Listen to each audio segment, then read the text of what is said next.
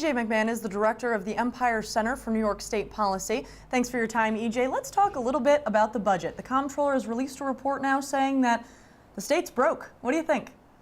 Well, it's not a surprise. A better way to put it would be that the state's broke again. The state's been broke on and off in terms of running out of cash a couple of times in the last 8 months or 9 months or so, going back to late last fall. In a broader scope, though, what does this mean for New York State? What does it mean for our bond rating? Are we in trouble here? Well, it's a further sign of stress. It means that the state is coming closer to basically working without a net. It still has a reserve. It's sort of last-ditch reserve, so that it's not technically completely out of cash. But the closer it comes to actually having to dig into that reserve in order to pay its bills, the worse it looks.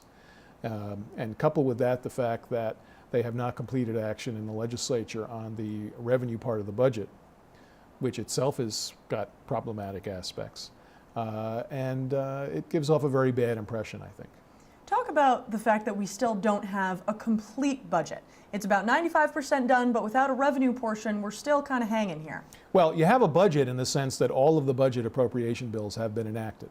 They're law, and so there's a spending plan out there, and 99% of the revenues needed to pay for the spending plan are in place under current law. But that last 1%, which is $1 billion or so, is obviously crucial. You're $1 billion closer to being really broke if you don't have it.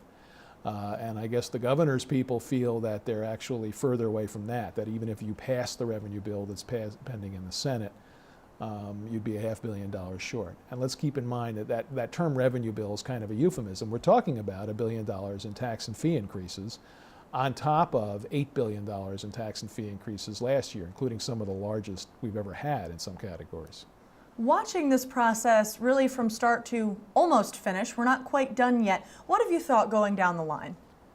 Well, going down the line is that things look worse and worse. I mean, basically another report the comptroller put out last week pointed out that what's called the state's structural budget gap, that is the gap between permanent recurring spending under current law and permanent recurring revenues, that is not counting things that are temporary taxes, temporary federal aid, which is the biggest category of all, and various one-shot gimmicks.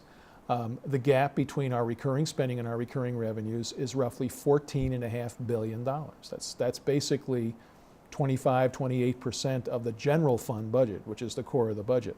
That's a really massive problem. And one of my thoughts uppermost is that the problem for the next governor, the headaches that are going to face the next governor as soon as he takes office, are getting bigger and bigger by the day. But what are the implications for New York State? Not necessarily the sitting politicians, right, but the state itself. What does that mean for New Yorkers?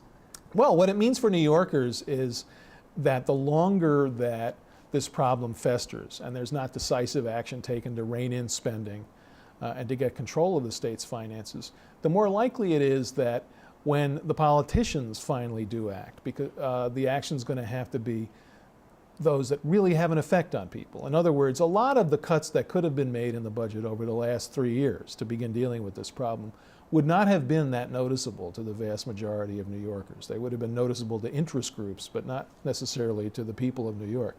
But the longer you let this go on, the longer you let these problems compound themselves, the more you have to actually end up making cuts that are pretty deep, that will affect services the state provides. It may ultimately be seen in fewer state police patrolling the roads. That'll certainly be seen in the form of things like longer lines at the DMV, a longer time to process forms and applications that are in with the state, fewer services to some people, maybe further curtailed hours at state parks and the like. I think all of those things are coming. I think we haven't even seen the beginning of the kinds of budget cuts that are going to be necessary, largely because the budget cutting that needed to happen has been put off. The longer you fail to reduce spending, the bigger the cuts you have to make down the road. So what's the fix? People looking at this outside the political realm are thinking, well, why can't they get this done? Why can't they close a budget gap? Why can't they put this budget to bed? How do you fix this situation? Well, you need strong leadership, number one, from the top down. Number two, the problem is the basic political problem of politicians not wanting to say no to anybody. They don't actually want to make the tough decisions. And the hardest thing about this year is it's an election year. They're all running again, and they don't know whether to go this way or that way. In other words, they read the polls or read about the polls that say that incumbents are in big trouble, particularly in the swing districts of the state that will determine, for instance, who controls the state Senate, which is a big, obviously very much on people's minds. They know so that people are angry at them. But then they also act in ways that tend to make people angrier at them. In other words, they don't want to alienate the interest groups, by which I mean, for instance, the healthcare industry, the labor unions, the other organized groups that are around certain things the state spends a lot of money on. But by the same token, they don't want to actually live with the consequences of any cuts they make. So that's why they end up doing things like they did in this tax and fee increase bill, where they again did some fairly large targeted tax increases. They temporarily raised taxes, sales taxes on clothes, and they targeted further tax increases at the core of the tax base, which is investment bankers in New York City. And you know, they're basically hammering and denting and driving down the core of their tax base for the future, which again can make the problem worse. Well, you're talking down the line here. As you keep moving, if you listen to the comptroller's warnings or your warnings, what does this mean for New York State if New York State goes broke again, if they can't pay the bills? What happens then? Well, I mean, we're not at the point yet where they'd actually be literally out of cash. They have $1 billion in reserve.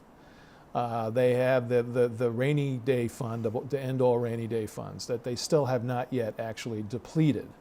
The problem is once you actually deplete that rainy day fund, then you're more in the situation that California was in recently, where they were essentially relying on IOUs. Or the situation, I think Illinois is ahead of us in terms of dire need. I think they're just about out of cash, or maybe already out of cash now, and they've got nothing. They're in even worse shape.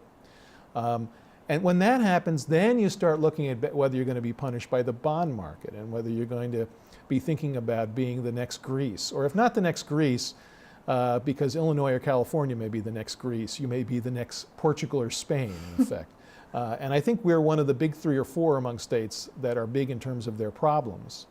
And that if we keep having these cash flow problems, that is literally running out of cash to pay our bills, it's going to continue to generally hammer our financial ratings. And ultimately, I think we're looking at probably a bond rating downgrade at some point. Okay, so what we can take out of this, New York State's not in good shape, but we're not the worst. If you want a silver lining, which is a pretty pale silver lining, it's really bad. It's rapidly getting as bad as it's ever been at the state level, and Illinois is worse. Thank you so much for joining us, E.J. You're McMahon. welcome. Thanks. Okay.